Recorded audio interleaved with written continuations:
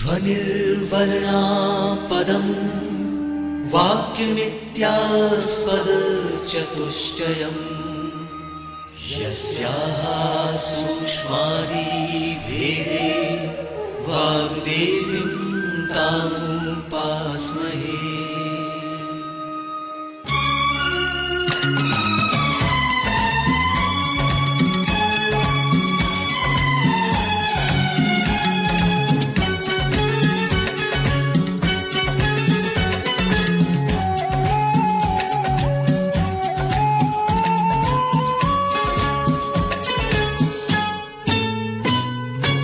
The Electronic Media Production and Research Center EMPRC of Madhya Pradesh, Bhoj Open University presents an audio program on English literature.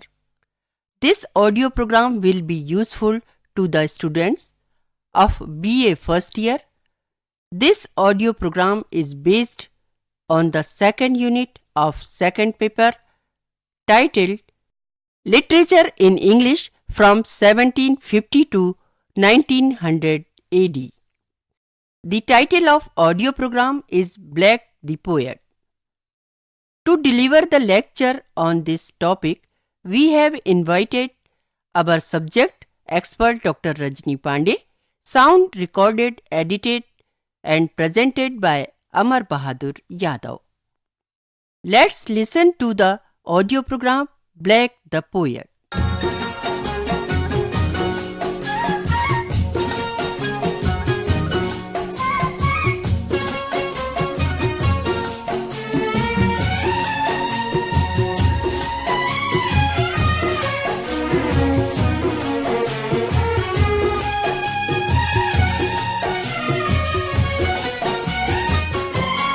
Hello dear friends, I am Rajni Pandey. I'm going to talk to you about William Blake, the famous poet of the Romantic Age. William Blake, 1757 to 1827.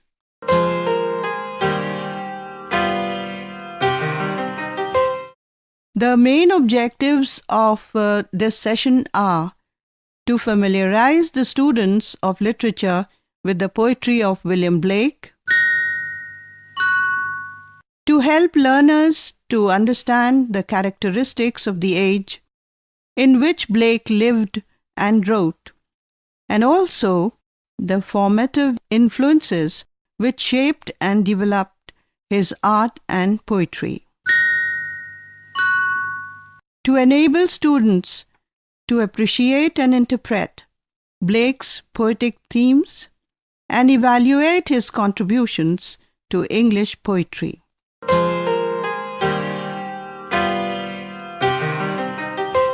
Before we start discussing the themes and features of Blake's poetry, it is important to understand the major aspects of the age in which Blake lived and wrote.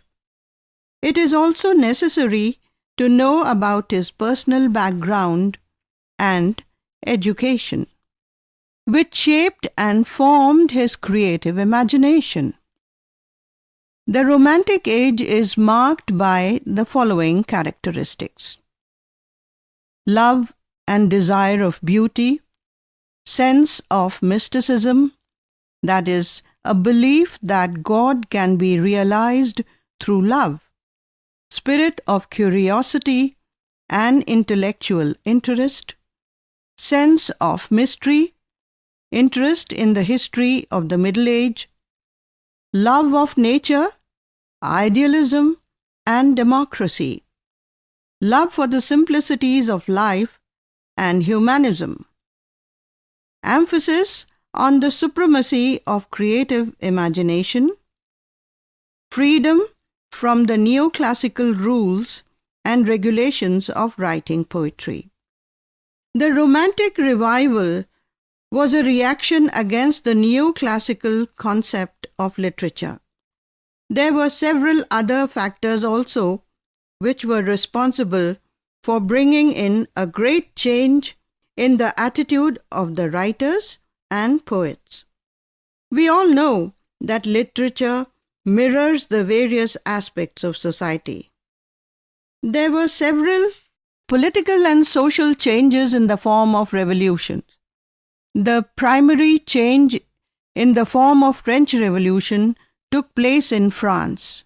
This revolution influenced several countries of Europe. The royal monarchy of France had failed to provide the basic facilities to its common people. The rich were powerful and the poor were weak and helpless. A severe famine broke out in France and people did not have food to eat. The common people rebelled against the ruling queen, Marie Antoinette. The entire intellectual community of France united together and a great political and social movement began under Rousseau's dictum of liberty, equality, and fraternity. That is, freedom, equality, and brotherhood should be the main basis of political and social administration. All men are equal. There should not be any discrimination between the rich and the poor. Rousseau's philosophy and ideals spread all over the Europe and had a deep influence on the mind and art of several writers and poets of that age. In England also, poets like Wordsworth, Coleridge, Byron, Shelley, Keats, and Blake were deeply influenced by Rousseau's philosophy. Rousseau protested against the artificial and hypocritical society of his times and gave the slogan, "Back to Nature." This slogan had a tremendous effect on the minds of people, especially the poets of those times. It is against this background that we have to study and understand the writings of William Blake. Though Blake could not achieve the creative heights of poets like Wordsworth, Coleridge, Shelley, and Keats, he is still recognized for his highly imaginative and creative output. In fact, Blake's poetic art is now regarded as highly creative and artistic.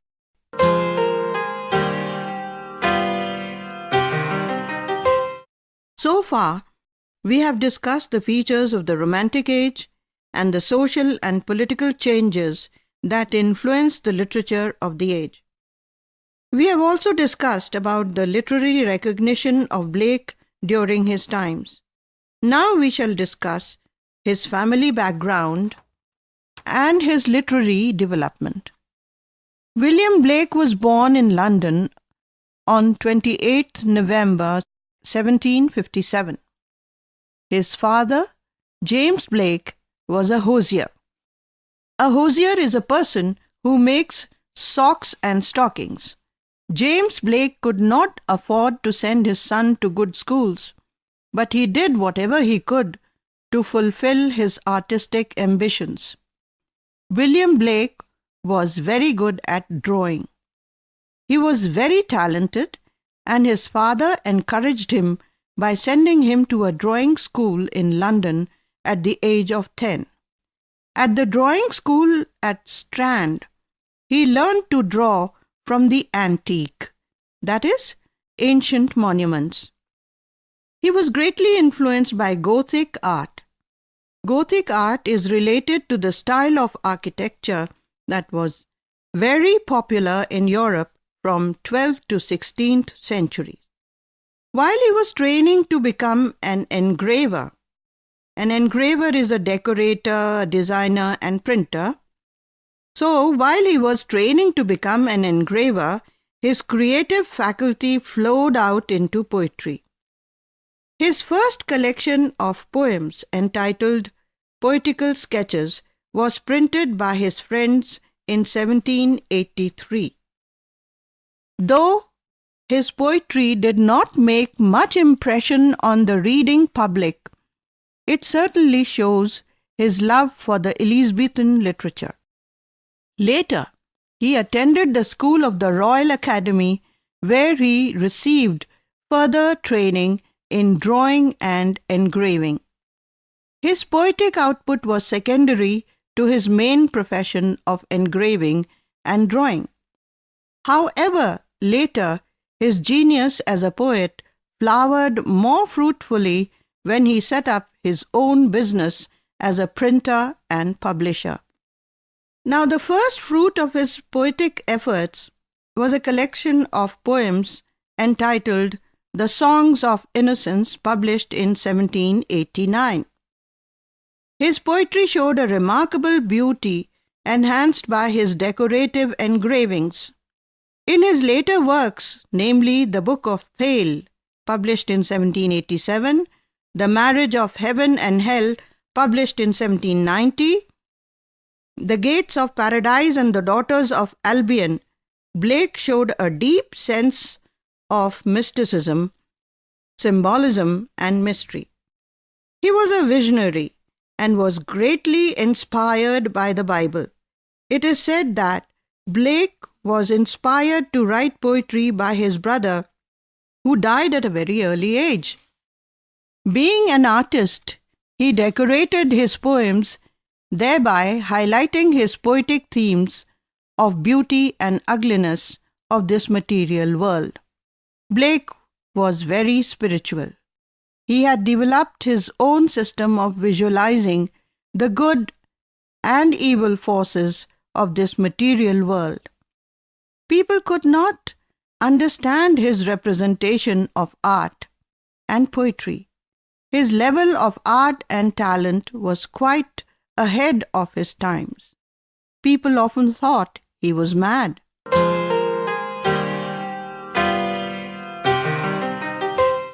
So far, we have learned about Blake's poetic works, his formative years, and the development of his mind and art.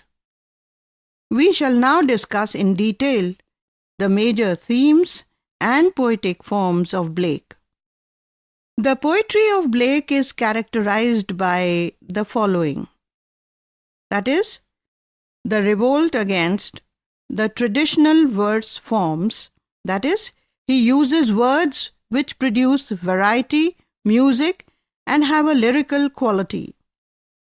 His language matches the particular theme of the poem. If the theme relates to the fearful or terrific parts, he uses words to suit them. If it refers to gentle parts, he uses words to suit them accordingly. In short, he synchronizes his content and form so creatively that his poetry glows with sheer beauty and intellect. His desire to release the poetic form from the chains of neoclassicism.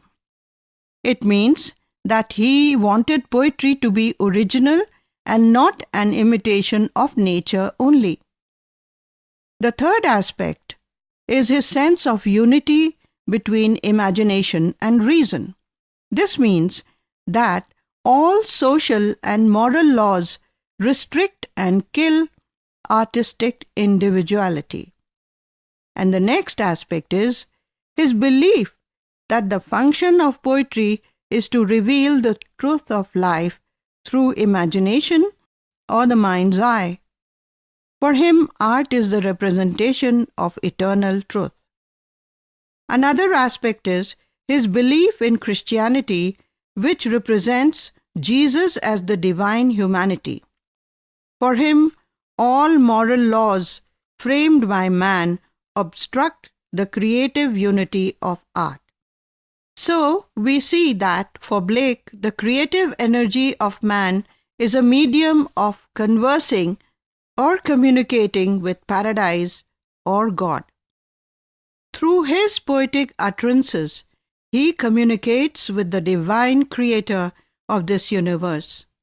In many ways, he is like the Sufi poets who converse or talk to God through music, song, and dance. Our Indian poets like Kabir, Surdas, and Meera created poetry to communicate with God and to reveal the eternal truth of life. Blake's poems are highly charged with biblical imagery and rhythms.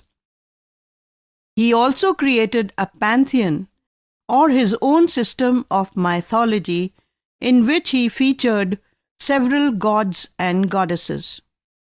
Through the myths, he attempted to show to the world the two powers, that is, the good and the evil. He created his own system of symbols, which helped him to illustrate the powerful role of good and evil.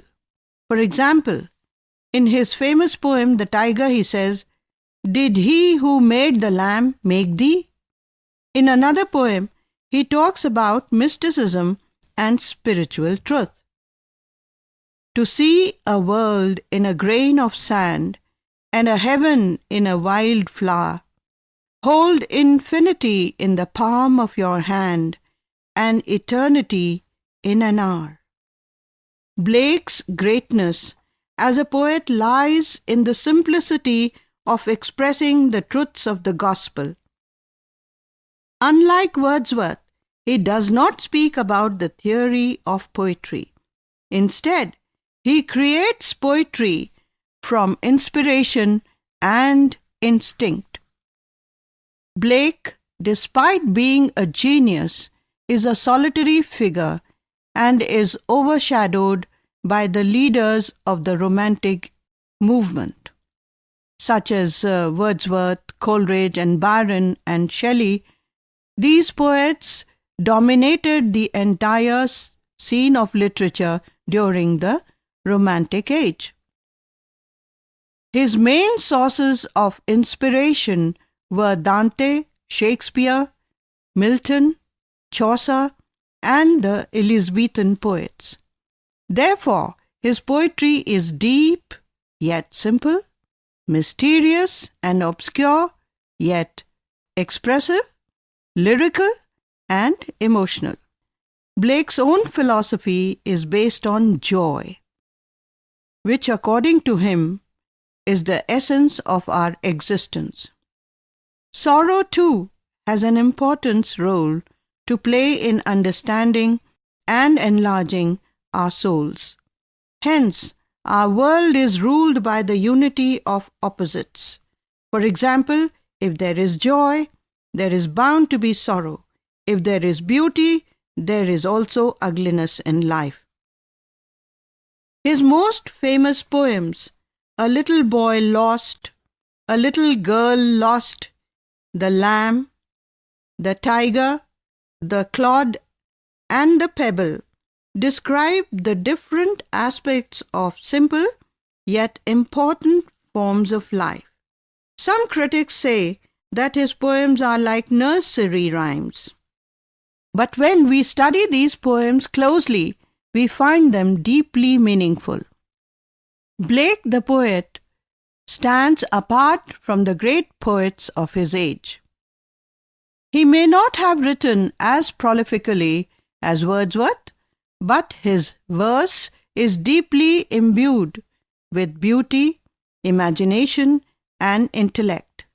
Considering his ability to transform a petty thing like a pebble or a stone or even a fly into a throbbing and thrilling poetic experience is no mean poetic talent. His poetry is innovative. It is charged with spiritual energy and passion. It covers the various areas of human experience. The vibrating energy which runs through his famous poem, The Tiger, fills one with deep amazement.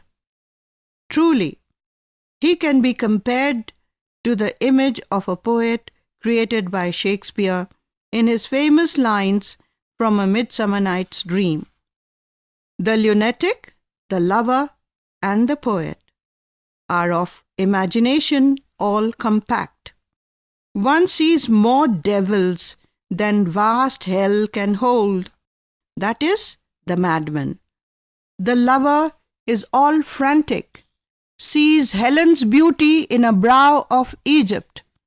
The poet's eye, in a fine frenzy rolling, doth glance from heaven to earth, from earth to heaven, and as imagination bodies forth the form of things unknown, the poet's pen turns them into shapes and gives to airy nothing a local habitation and a name.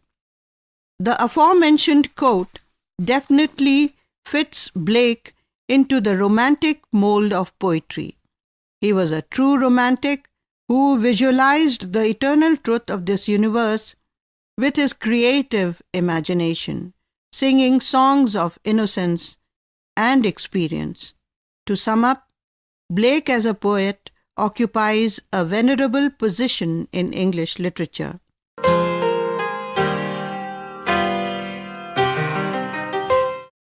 Now, let us deal with the questions that could be asked in the examination. The most popular question that is usually asked is, discuss Blake as a romantic poet. To answer this question, please refer to the lecture on Blake as a poet. It gives in detail the typical characteristics of Blake's poetry. That is, first you must say what is romantic poetry, and then how Blake fits in that particular mold or in that particular pattern. You have to give the characteristics of the Romantic age and the characteristics of Blake's poetry. The next question that can be asked is write a short note on Blake's use of symbolism. To deal with this question, you could mention that he uses symbols like stars, lamb, tiger, pebbles, and associates them with good and evil aspects of life. For example, the lamb represents mildness, purity, and innocence, while the tiger symbolizes cruelty, violence, and evil. His poem, The Fly, is highly symbolic. The killing of the fly represents the blindness of fate.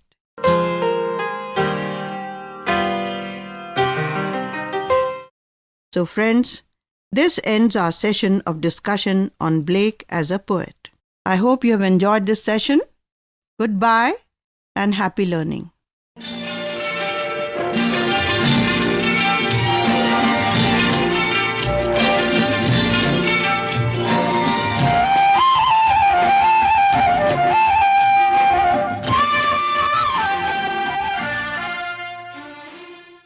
You were just listening an audio program, Blake the Poet.